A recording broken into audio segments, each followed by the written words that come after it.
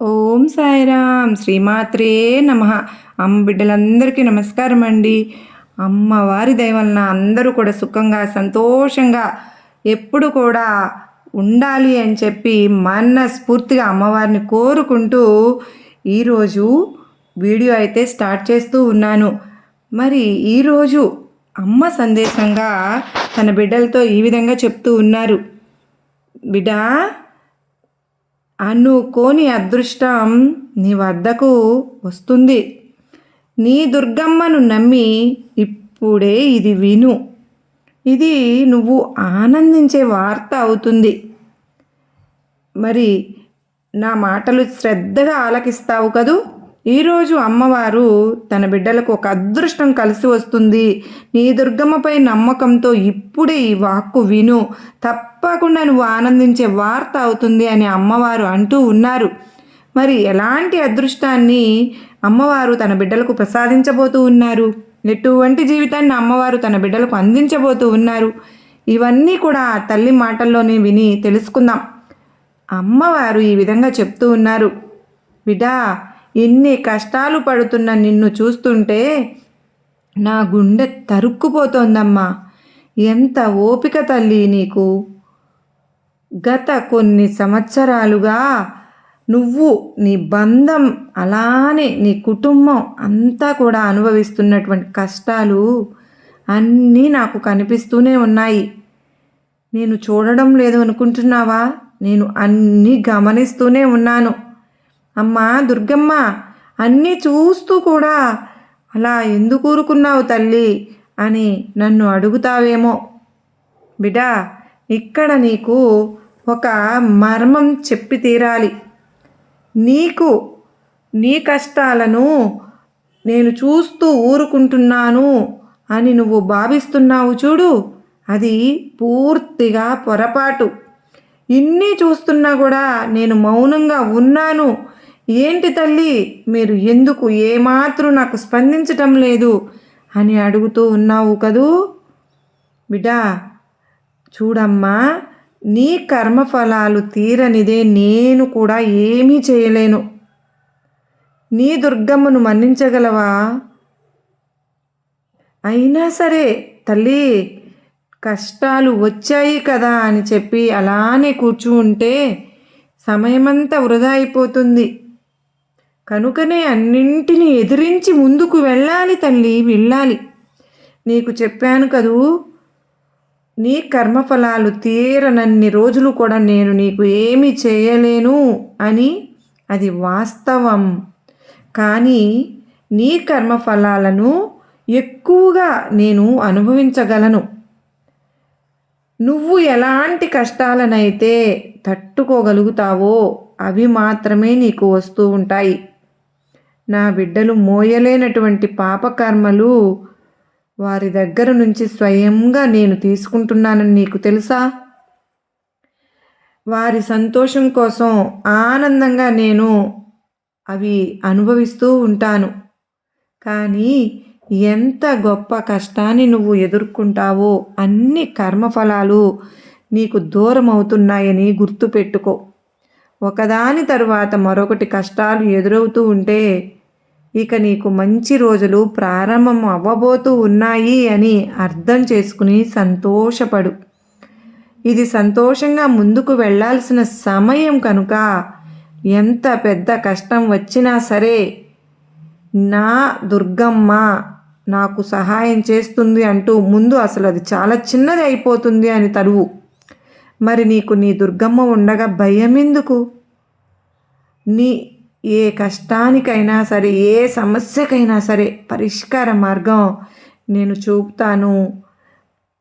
అందుకే ఇప్పుడు కూడా నువ్వు ఎప్పుడు అక్కడే ఆగిపోయి బాధపడుతూ కూర్చోనే వద్దు అని చెబుతూ ఉంటాను. దేనికైనా సరే కానీ అన్నింటినీ ఎదిరించి ముందుకు వెళ్ళాలి. అప్పుడే అన్నీ మారతాయి. గుర్తుపెట్టుకో. నమ్మకం అనేది నీ మీద నువ్వు ఉంచుకుంటేనేనమ్మా అది నీకు కొండంత బలంగా అవుతుంది. అంతేకాని ఒకవేళ అదే నమ్మకం ఇతరులపై నువ్వు పెట్టుకుంటే అదే నీకు బలహీనతగా మారుతుంది కూడా. మరి ఎప్పుడూ కూడా జరిగిన గతాన్ని తలుచుకుంటూ కృంగిపోవద్దు. అలాగే ఆ గతాన్నే నీ బలంగా మార్చుకుంటే గనుక అప్పుడే విజయం నువ్వు సాధించగలుగుతావు. జీవితంలో ముందుకు అడుగు వేయగలుగుతావు. అవసరం, అవకాశం, అవమానం ఇవి 3 కూడా నీకు ఎన్నో నేర్పుతూ ఉంటాయి అని గుర్తుపెట్టుకో. వాటిని జాగ్రత్తగా నేర్చుకో. ఇక ఇప్పుడు ఒక కోరిక తీరడానికి ఆలస్యం ఎందుకు అవుతుందో దాని గురించి నేను నీకు పూర్తిగా చెప్తాను. శ్రద్ధగా ఆలకించు. నీ కోరిక ఎన్నో నువ్వు రోజుల నుంచి నువ్వు నా దగ్గర ప్రార్థనలు పెడుతూ వస్తూ ఉన్నావు. దానికోసమే ఎదురు చూస్తూ కూడా ఉన్నావు. ఆ విషయం చెప్పడానికి ఈరోజు నీ ముందుకు నేను వచ్చాను. జాగ్రత్తగా నువ్వు వింటే గనక దాంట్లోని అర్థం నీకు అర్థమవుతుంది. చూడమ్మా, పసిపిల్లాడికి అన్నం ఎప్పుడు పెట్టాలో అమ్మకి కదా బాగా తెలుస్తుంది. మరి నిజమే కదా అది. ఆలస్యంగా పిల్లలకు అన్నం పెట్టడానికి కారణం కూడా అదే.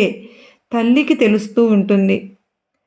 అలాగే నీ దుర్గమ్మ కూడా నీకు తల్లి స్థానంలో నిలబడి నేను నీకు ఎప్పుడు ఏది కావాలో అది ఆ సమయానికి అందిస్తూ ఉంటాను. విలువైన వాటిని నేను నీకు ఇచ్చే ముందు కాస్త ఆలస్యం చేస్తూ ఉంటాను. ఎందుకో తెలుసా? నా బిడ్డ, దానిని పొందే అర్హత నీకు ఉందో లేదో తెలియాలి కనుకనే దాని విలువ, గొప్పతనము నీకు తెలియాలి కదా మరి. కనుకనే ఇవి 2 ఎప్పుడైతే నువ్వు గ్రహించగలుగుతావో వెంటనే నువ్వు కోరిన కోరిక నెరవేరుస్తూ ఉంటాను. ఒకవేళ దాని విలువ నీకు తెలియకుండా నేను ప్రసాదించానే అనుకో, దానిని నువ్వు ఎంత త్వరగా అంటే అంత త్వరగా కోల్పోగలుగుతావు. ఎందుకో తెలుసా? దాని విలువ నీకు తెలియదు మరి. బాధ్యత రాహిత్యంగా ప్రవర్తించడానికి అవకాశం ఉంటుంది. అందుకని అది నీ జీవితంలో ఎంత ముఖ్యమైనదో నీకు తెలియచెప్పి ఆ తరువాత మాత్రమే ఆ కోరిక నేను తీరుస్తూ ఉంటాను. బాగా గుర్తుపెట్టుకో. బాధపడవద్దు. చూడమ్మా, ఎవరైతే నువ్వు నాకు వద్దు, నాకు నువ్వు అనవసరము అనుకున్న వాళ్ళకి నీతోనే అత్యవసరం అనిపించేలాగా నువ్వు లేకపోతే జీవితమే లేనట్లు అనిపించేలా చేస్తాను. ఆ కాలం అతి దగ్గరలోనే ఉంది. మరి కాస్త ఓపికగా ఉండు చాలు. బిడ్డా, ఇలా చెబుతున్నాను అని నువ్వు ఏమీ అనుకోవద్దమ్మా. నీలో ఉన్న మంచితనం మరి ఎక్కువైతే నీ వాళ్ళే నీకు శత్రువులు కాగలుగుతారు. జాగ్రత్త. అవును తల్లి, నిశ్చలంగా ఉన్న నీరు, ఒంటరిగా ఉన్న మనిషి ఇవి 2 కూడా ఒక్కటే అని నువ్వు ఒక్కసారి తాకి చూస్తేనే అప్పుడు తెలుస్తుంది. తన మదిలో ఎన్ని అలజడులు ఉన్నాయో అని. నువ్వు వెళ్ళే మార్గంలో దెబ్బలు తగులుతూ ఉన్నాయని బాధపడుతూ ఉన్నావు. అలా బాధపడవద్దమ్మా. ఎందుకంటే దెబ్బలు తినే మేకుకు మాత్రమే పట్టుదలతో నిలుస్తుంది. కానీ దానిని కొట్టే సుత్తి మాత్రం ఏదో ఒక మూలన పడి ఉంటుంది. మరి ఏ రాయి అయితే దెబ్బలకు ఓర్చుకుంటుందో అది మాత్రమే భగవంతుని రూపంలో గుడి లోపల వెలుస్తూ ఉంటుంది. దెబ్బలకు ఓర్చుకోలేని రాయి బండరాయిలాగానే మిగిలిపోతుంది. నువ్వు ఆ విషయాన్ని గుర్తుంచుకోవాలి మరి. నువ్వు కూడా ఇతరులు నిన్ను కొట్టే దెబ్బలకు ప్రతి దెబ్బకి కూడా బలంగా నువ్వు తయారవ్వు. అప్పుడు నువ్వు గెలుపు నీ సొంతం అవుతుంది. చూడమ్మా, నేను చెప్తే ఎవరైనా సమస్యలకు ఈదురుతారో, ఎవరైతే కష్టాలను ధైర్యంగా ఎదుర్కొంటారో వారు 10 మందిలో గౌరవంగా నిలబడగలుగుతారు. 10 మందికి స్ఫూర్తిదాతలుగా నిలుస్తారు. పాప పుణ్యాలను కూడా నిర్ణయం చేసేది కాలం అనేది ఒకటి ఉంది కదా తల్లి. కాలానికి విపరీతమైనటువంటి జ్ఞాపక శక్తి అనేది ఉందమ్మా. ఏ సన్నివేశాన్ని కూడా మర్చిపోదు. కంది కూడా కర్మ రూపంలో తిరిగి మళ్ళీ వారికే ఇచ్చేస్తూ ఉంటుంది. అది కూడా వడ్డీతో సహా. మంచి చేస్తే మంచి, చెడు చేస్తే చెడు మాత్రమే తిరిగి వస్తూ ఉంటుంది. మరి నాకున్న శక్తులలో నీకు, నీ కుటుంబానికి కొండంత బలాన్ని ప్రసాదిస్తాను తల్లి. ఇకపై నువ్వు తాకిందల్లా బంగారమే నేను చేస్తానమ్మా. నువ్వు నీ కుటుంబం అంతా కూడా ఆనందంగా, ప్రశాంతంగా, మంచి స్థాయిలో ఉంటారు. ఇవన్నీ కూడా నీ మంచితనం వలన మాత్రమే జరుగుతున్నాయి అని గుర్తుపెట్టుకో. నువ్వు ఎప్పటి నుంచో నా దగ్గరకు వచ్చి, అమ్మా దుర్గమ్మ, నేను నీ దర్శనానికి రావాలి, ఇదే నా కోరిక తీరడం లేదు అని బాధపడుతున్నావు. ఎంత ప్రయత్నిస్తున్నావో వెనకడుగు వేస్తూ ఉంటున్నావు. అవునా బిడా? దిగులు పడనే వద్దు. ఇక నువ్వు నీ కుటుంబం అంతా కలిసి నన్ను దర్శించుకునే సమయం వచ్చేసిందమ్మా. ఇక నీకు ఆనందమే అంతా. నీ జీవితంలో ఇప్పటి వరకు బాధలను అనుభవించిన నువ్వు ఇకపై రెట్టింపు ఆనందాన్ని అందుకోబోతున్నావు, చూడబోతున్నావు అని చెప్పడానికి ఇది కేవలం నా బిడ్డ కోసమే నేను నీకు ఇస్తున్న బహుమతి. నీకు అన్నీ నేను చక్కబెట్టి తీరుతాను. సమయానుకూలంగా అన్నీ నీకు చేరవేరుస్తాను. నువ్వు ఊహించినట్లుగానే అన్నీ నీకు సవ్యంగా జరిగే తీరుతాయి. నాపై, నా మాటపై విశ్వాసం ఉంచి నా తల్లివి ధైర్యంగా ముందుకు నడుస్తూ ఉండు, నిలబడు. అయితే నీ భారమంతా నాపై వేసావనుకంటే అంతా నేనే చూసుకుంటాను అని నేను నీకు హామీ ఇస్తున్నాను. నా ఆశీస్సులు ఎప్పుడు కూడా నీకు అందిస్తూనే ఉంటాను. సంతోషంగా ఉండు తల్లి. నీ చెడు గుణాలను తప్పించే దారి నేను చూపుతానమ్మా నీకు. అట్లాగే నువ్వు ఆ దారిలోనే నడుస్తూ ముందుకు సాగితే గనక నీకు అంతా మంచే జరుగుతుంది. ఆ గెలుపు నీ సొంతం అవుతుంది. మరి ఆ ప్రయత్నం చేస్తావు కదూ, నువ్వు శిఖరాలకు ఎదుగుతావు. ఖచ్చితంగా నీకు తోడుగా నేను ఉంటాను. వెనకడుగు వేయనే వద్దు. నీ తల్లి మాట ప్రకారం నువ్వు పట్టిందల్లా బంగారమే అవుతుంది. నీ దుర్గమ్మ ఆశీస్సులతో నువ్వు ఏదైతే నువ్వు కోరుకుంటున్నావో, చేరుకోవాలని అనుకుంటున్నావో ఆ లక్ష్యాన్ని యథేచ్ఛగా నువ్వు చేరుకుంటావు అని చెప్పి నేను నీకు వాగ్దానం చేస్తున్నాను. ఈరోజు అమ్మవారు నిజంగా తన బిడ్డలకు ఒక అదృష్టాన్ని ప్రసాదించారు. అమ్మవారు దీంట్లో కొన్ని జాగ్రత్తలు కూడా చెప్పారు కదా. మరి మనకు మనమే మంచిగా ఉంటే, అమాయకంగా ఉంటే, ఎవరు ఏది చెప్పినా నమ్మేస్తూ ఉంటే వాళ్ళే మనకు శత్రువులు అవుతారు. ఏ విధంగా అంటే ఎవరైతే ఎక్కువగా నమ్ముతారో, ఎవరినైతే మనం ఎక్కువగా నమ్ముతామో వారి చేతిలోని దారుణంగా మనం మోసపోవలసి ఉంటుంది. వారినే మన శత్రువులుగా మనం చేసుకోవలసి ఉంటుంది. అందుకే అతి మంచితనం ఎప్పటికీ ప్రమాదమే. మరి మంచితనం ఒక్కటే కాదు, అది ఏదైనా సరే అతిగా చేయడం అనేది జీవితంలో చాలా పెను ప్రమాదాలను తీసుకువస్తుంది. మరి అదే కదా అమ్మవారు మనకి ఈరోజు తన బిడ్డలకు చెప్తూ ఉన్నారు. అమ్మవారు మరొక విషయం కూడా చెప్తూ ఉన్నారు కదా, తల్లి కర్మ అనేది ఎవరిని విడిచిపెట్టదు, అది చాలా శక్తివంతమైనది. ఈ కాలానికి జ్ఞాపక శక్తి కూడా ఎక్కువే. నువ్వు ఏది చేసినా సరే అది నిన్ను గుర్తుపెట్టుకుంటుంది. అది కర్మఫలాల రూపంలో తిరిగి ఇచ్చేస్తూ ఉంటుంది బిడ్డ, వడ్డీతో సహా అని అంటూ ఉన్నారు. అంటే మనం మంచి పనులు చేస్తే మంచే తిరిగి వస్తుంది. ఒకవేళ చెడ్డ పనులు చేస్తే కనుక దానికి రెండింతలై తిరిగి వస్తుంది. మరి అవి మనం తట్టుకోలేము కనుకనే, అందుకనే అమ్మవారు తన బిడ్డల కోసం ఒక జాగ్రత్తతో పాటు హెచ్చరిక కూడా జారీ చేశారు. మరి మనం ఆ హెచ్చరికను మన జీవితంలో అమ్మవారు చెప్పింది కనుక జాగ్రత్తగా పాటిస్తే కనుక ఆ తల్లి మాటను మనం తప్పకుండా చాలా జాగ్రత్తగా మనం ఉండాలి. ఎవరి చెడు మనం కోరుకోకూడదు. అందరూ బాగుండాలి. ఒకవేళ వాళ్ళు మనకు కీడు కోరుకుంటూ ఉంటే పోతే పోనీ వాళ్ళ కర్మకు వాళ్ళే పోతారు. మనం మాత్రం మన వాళ్ళు ఎందుకు బాధపడాలనేటటువంటి ఉద్దేశంతోనే ఉండాలి. ఇది చాలా కష్టం మానవ మాతృలకు. కానీ అమ్మవారి బిడ్డలుగా మనం దానిని ఖచ్చితంగా ప్రయత్నించి చూడాలి కదా మరి. మెల్లగా ఆ తల్లే మన మనస్సు మార్చగలుగుతారు.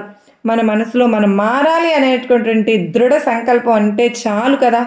మార్పు అనేది అమ్మవారే మనకు తీసుకువస్తారు. అదేవిధంగా అమ్మవారు ఎవరో తన బిడ్డలు అమ్మవారి దగ్గరికి రావాలని ఎన్నో రోజుల నుంచి అనుకుంటూ ఉన్నారు. వారి కోసం కూడా ఒక కారణం వల్ల ఏదో ఒక అంతరాయం వల్ల వారి ప్రయాణాన్ని చేయలేకపోతున్నారు. అందుకని ఆ బిడ్డలకు కూడా ఆహ్వానం పంపుతున్నారు.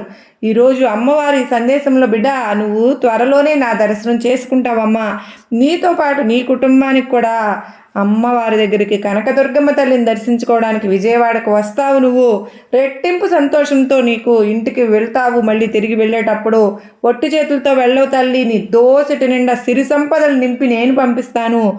నీకు నీ కుటుంబానికి ఈ తల్లి ఆశీస్సులు అందించి మరీ నిన్ను సంతోషంగా మీ ఇంటికి నేను చేరుస్తాను అని అమ్మవారు అంటూ ఉన్నారు. ఎంత గొప్ప అదృష్టమో. ఈరోజు మనం చాలా వరకు కూడా అమ్మవారి దగ్గరికి వెళ్తూ ఉంటాం. కానీ ఈరోజు ఒక ప్రత్యేకత ఏంటి అంటే అమ్మవారి ఆహ్వానం మేరకు మనం అమ్మవారిని దర్శించుకోవడానికి విజయవాడ దుర్గమ్మ కొండకు వెళ్ళగలుగుతున్నాం. తన బిడ్డలనైతే ఎన్నో రోజుల నుంచి అమ్మను చూడాలి అనుకుంటూ ఉన్నారు. కాకపోతే ఏదో ఒక అంతరాయం వచ్చి ఆగిపోయిన ఆటంకాలన్నీ నేను తొలగించేస్తాను. నీ కోరిక తీరబోతుంది తల్లి. నువ్వు ఒక్కరివే కాదు, నీతో పాటు నీ కుటుంబాన్ని కూడా తీసుకొస్తావని అమ్మవారు చెప్తూ ఉన్నారు. తన బిడ్డల కోసం ఎదురు చూస్తూ ఉంటాను అని కూడా చెప్తున్నారు. ఎవరైతే అమ్మను చూడడానికి విజయవాడకు రావాలని ఎన్నో ఆటంకాలతో ఆగిపోయి ఉన్నారో ఇక మీరు సిద్ధమైపోండి. అమ్మ పిలుపు వచ్చింది. ప్రతి ఒక్కరూ వెళ్ళి అమ్మవారిని దర్శించుకుని ఆ తల్లి ఆశీస్సులను అందుకుందాం. ఇది అమ్మవారు ఈరోజు మనకిచ్చినటువంటి సందేశం. ఈ సందేశం కనుక మనకు నచ్చినట్లయితే చిన్న లైక్ ఇవ్వండి. మరికొంతమంది అమ్మ బిడ్డలకైతే ఈ సందేశాన్ని చేరవేయండి. మొదటిసారిగా మన ఛానల్ని కనుక చూస్తూ ఉన్నట్టయితే తప్పకుండా మన ఛానల్ని సబ్స్క్రైబ్ చేసుకుని నాకు సపోర్ట్ అందించండి. మరి ఈ వీడియో మీ అందరికీ కూడా గొప్ప నమ్మకాన్ని, ధైర్యాన్ని కలిగించిందని అనుకుంటున్నాను. నచ్చింది అనుకున్న ప్రతి ఒక్కరూ కూడా మరి ఓం శ్రీమాత్రే నమః అని టైప్ చేయడం మర్చిపోవద్దండి.